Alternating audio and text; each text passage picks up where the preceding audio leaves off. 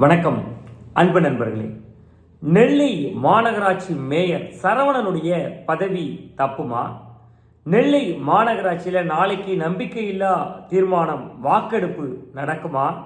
கூவத்தூரில் நம்மெல்லாம் பார்த்த அந்த அரசியல் ஆட்டத்தை விட ஒரு உள்ளாட்சி அமைப்புகளுக்கு திருநெல்வேலி மாநகராட்சியிலேயே ரொம்ப பயங்கரமாக நடக்கக்கூடிய இந்த அரசியல் ஆட்டம் எடுபடுமா?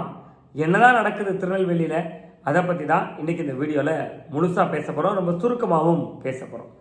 திருநெல்வேலி மத்திய மாவட்டத்தினுடைய திமுக மாவட்ட செயலாளராக இருந்தவர் தான் அப்துல் வகாப்.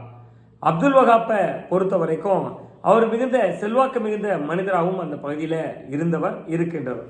பாளையங்கோட்டை சட்டமன்றத்தினுடைய உறுப்பினர். இதனால் அவர் தான் கிட்டத்தட்ட நெல்லை மாநகராட்சி மொத்தமும் ஒரு 55 வார்டுகளுக்கும் திமுகவில் யாரெல்லாம் போட்டியிட வேண்டும் அப்படிங்கிற கவுன்சிலர் வேட்பாளர்களை தீர்மானித்தவர்.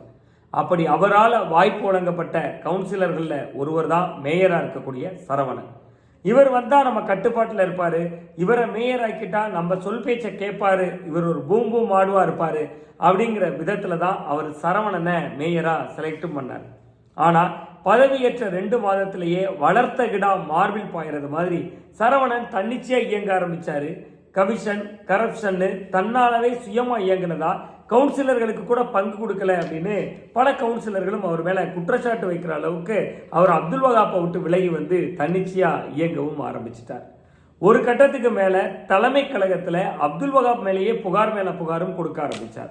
இன்னும் சொல்லப்போனால் என்னோட வீட்டை என்னோட சொத்தை மிரட்டி வகாப் வாங்கி வச்சிருக்காரு அப்படின்னு அவர் கொடுத்த கம்ப்ளைண்ட்டு பலரையும் அதிர வச்சிச்சு. இது எல்லாத்துக்கும் மேலே மிக முக்கியமாக இன்னொரு விஷயம் நடந்துச்சு.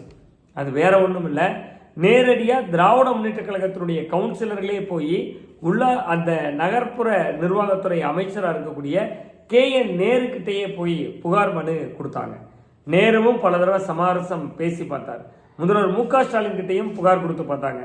எல்லாருமே பல கட்டமாக சமரசம் தான் பண்ணாங்களே ஒழிய பிரச்சனைக்கு கவுன்சிலர்களுக்கு தீர்வு கிடைக்கல. ஒரு கட்டத்துக்கு மேலே இந்த நிலைமையை எதிர்கொள்ளவே முடியாமல் மேயரா அப்துல் வகாப் MLAவா, அதாவது மாவட்ட செயலாளராங்கிற யுத்தத்தில் அப்துல் வகாப்பினுடைய பதவியையே பறிச்சிச்சு திராவிட முன்னேற்ற கழக தலைமை. காரணம் என்னன்னா, இவர் மேயராக இருக்காரு, இவரை மாற்றணுன்னா கட்சிக்கு தான் அவப்பெயர் கெட்ட பெயர் அப்படிங்கிறதுனால சரவணனு கூட இருக்கிற பஞ்சாயத்துக்களெல்லாம் தீர்த்து வைக்கிறதுல தான் திமுக தலைமை ரொம்பவே ஆர்வம் காட்டினாங்க. ஒரு கட்டத்துக்கு மேலே இதெல்லாம் சமரசம் ஆகி முடியும் அப்படின்னு நினைச்சிருந்த நிலையில அப்துல் வகாப்புக்கு மாவட்ட செயலாளரை பறிச்சுட்டு திராவிட முன்னேற்ற கழகத்தில் அந்த மத்திய மாவட்டத்துக்கு முன்னாள் அமைச்சர் TPM மைதீன்கான மாவட்ட பொறுப்பாளராகவும் நியமிச்சாங்க. ஆனாலும் இந்த பிரச்சனை முடிவுக்கு வரல.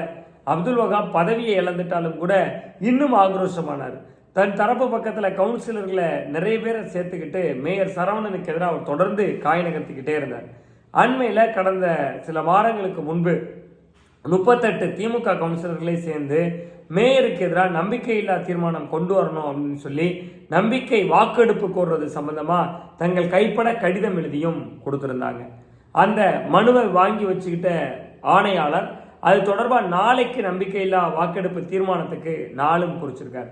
இதனிடையில் இந்த பிரச்சனைக்கெல்லாம் பழைய முன்னாள் ஆணையாளர் ஒருத்தரும் காரணமாக இருக்கார், அவர் சமரசம் பண்ண முடியல அப்படின்னு சொல்லி பழைய ஆணையாளர் சிவகிருஷ்ணமூர்த்தியும் மாற்றிருந்தாங்க. தலைமை இப்படி கட்சி பெயரை காப்பாற்றணும் அப்படிங்கிறதுக்காக தொடர்ந்து சரவணனுக்கு கரிசனம் காட்டிட்டு இருந்தது திமுக கவுன்சிலர்களுக்கும் அப்துல் வகாப் தரப்புக்கும் கடுமையான ஆதங்கத்தையும் எரிச்சலையும் உருவாக்கி இருந்துச்சு. அதனால தான் அவர்களும் நம்பிக்கையில்லா வாக்கெடுப்பு வரைக்கும் மீண்டும் கொண்டு போனாங்க.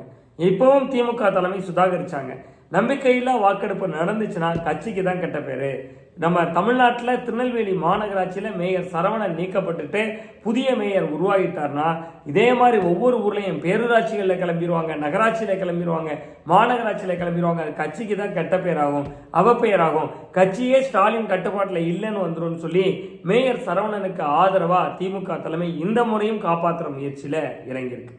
இதனிடையே இதை காப்பாற்றக்கூடிய பொறுப்பு TPM மைதீன்கான், அவர் தான் மாவட்ட பொறுப்பாளருங்கிறதுனால முதல்ல அவர்கிட்ட தான் கொடுத்துருந்தாங்க. இதுக்கு நெல்லை மாவட்டத்தினுடைய பொறுப்பு அமைச்சராக இருக்கக்கூடிய தங்கம் தென்னரசு தலைமையில் தான் பேச்சுவார்த்தைகளும் நடந்துச்சு.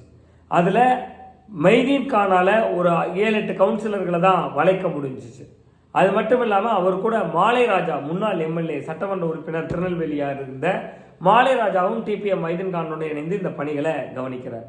ஆனால் அந்த அப்துல் வகாப்புக்கு கீழே சற்றேறக்குரிய 40க்கும் அதிகமான கவுன்சிலர்கள் அவர் கூட இருக்காங்க.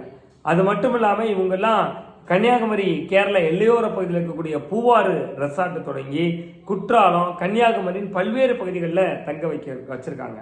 இவங்க எல்லாருக்கிட்டையும் தங்கம் தென்னரசும் பேச்சுவார்த்தை நடத்தி நாளைக்கு நம்பிக்கை வாக்கெடுப்பு தீர்மானத்துக்கு கவுன்சிலர்கள் வர வேண்டாம் அப்படின்னு மட்டும் வாக்குறுதி வாங்கியிருக்காங்க. சரி, இதில் நம்பிக்கையில்லா வாக்கெடுப்பு இதனால நடக்குமா? மேயர் சரவணனுடைய பதவி போகுமானா நிச்சயமா மேயர் சரவணனுடைய பதவி போகாது. ஏன்னா திமுக தலைமை இதை சமரசம் பண்ணிட்டாங்க. அதே நேரத்தில் அப்துல் வகாப் இதை எப்படி பயன்படுத்திக்கிட்டாருன்னா கட்சிக்குள்ள தன்னுடைய செல்வாக்கை காட்டுவதற்கான ஒரு வாய்ப்பா இதை பயன்படுத்திக்கிட்டாரு. என் பக்கம் தான் கவுன்சிலர்கள் இருக்காங்க, நான் நினைச்சாதான் மேயர் பதவியை காப்பாற்ற முடியும், மேயரை காப்பாற்ற முடியுங்கிற தன்னுடைய அதிகார பலத்தை அப்துல் வகாப் காட்டியிருக்காரு. இதற்கு கைமேல் பலனா அப்துல் வகாப்புக்கு இழந்து போன மாவட்ட செயலாளர் திரும்பி கொடுக்கப்படுறதுக்கான வாய்ப்பு இருக்கு அப்படின்னு சொல்லப்படுது. அதே நேரத்தில் திமுக தலைமை உடனடியாக சரவணனை பொறுப்பிலிருந்து தூக்காம காலப்போக்கில் படிப்படியாக அவரை நாங்களே திருப்பி எடுத்துக்கிறோம், வேற மேயரை நியமிக்கிறோம் அப்படிங்கக்கூடிய வாக்குறுதிகள்லாம் வகாப் தரப்புக்கு கொடுத்துருக்கிறதாகவும் சொல்லப்படுது. எது எப்படியா இருந்தாலும் மேயர் சரவணனுக்கு நேரம் உச்சத்தில் இருக்கு. அவர்கிட்ட ஆதரவாளர்கள் ஆதரவு கவுன்சிலர்கள் ஒருத்தர் கூட இல்லாட்டா கூட அவருடைய பதவி தொடர்ந்து தப்பிக்கிட்டே இருக்கு. அவருக்காக அந்த பொறுப்புல வந்துட்டவரை கட்சி பெயர் கெட்டு போயிடக்கூடாதுங்கிறதுக்காக திமுக தலைமை தொடர்ந்து காப்பாற்றிக்கிட்டே இருக்கு. இந்த சதுரங்க ஆட்டம் ஆடுபுலி ஆட்டம் இன்னும் எத்தனை காலம் நீடிக்கும் என்பதை நாமும் போக போக பொறுத்திருந்து தான் பார்க்க வேண்டும். மீண்டும் ஒரு நல்ல காணொலியில் சந்திக்கின்றேன். நான் உங்கள் சுவாமிநாதன், ஊடகவியலாளர்.